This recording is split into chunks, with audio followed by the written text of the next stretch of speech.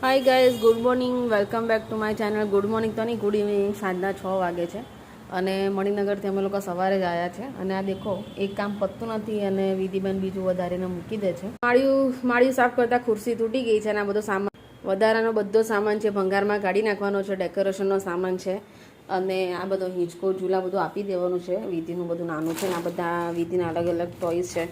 આ બધું ડેકોરેશનનો સામાન છે અને આ કપડાં જે ધોયેલા છે એ વાળવાના છે અને હું તમને દેખાઈ રહી છું.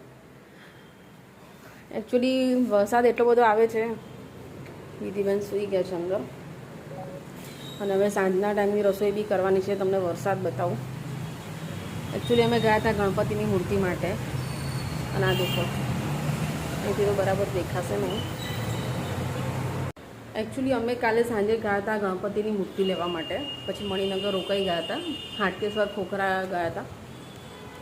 હવે મૂર્તિ લેવામાં એ તકલીફ હતી કે ભાઈ અમને જેવી જોઈએ એવી મળતી નથી. મને 2.5 ફૂટ લાલબાગના રાજા જોઈતા હતા, એટલે અને જે ગમે એ બુક થઈ ગયેલા હોય અને જે નથી ગમતા એ બુક ના થયેલા હોય. અને બહુ પહેલાં અમે ગયા હતા ત્યારે એમની પાસે સ્ટોક આવ્યો નહોતો, એ બધું હતું.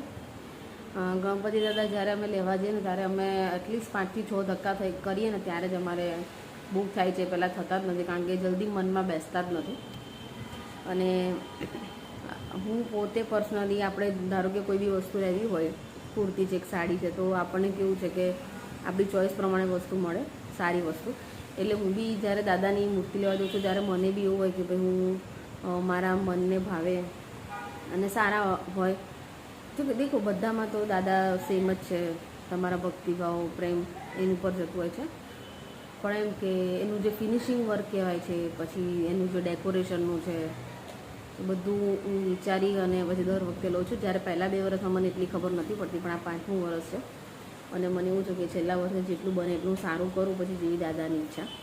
તો બસ હવે 2 રૂમ, એક રૂમ જે છે બધો સામાન ઉતારીને મૂકેલો છે, એટલે હવે બધું ઉપર ચડાવી દઈશ હું સાફ કરીને, ડેકોરેશનનું નીચે રહેવા દઈશ. રસોડું ઓલમોસ્ટ થઈ ગયું છે, થોડું ઘણું બાકી છે. હવે કાલે અંદરનો રૂમ સાફ થઈ જશે. હજુ ડેકોરેશનનું બજારમાં પડ્યું છે, અમે પાંચકુવા લાલ દરવાજા લેવા જઈશું ત્યારે.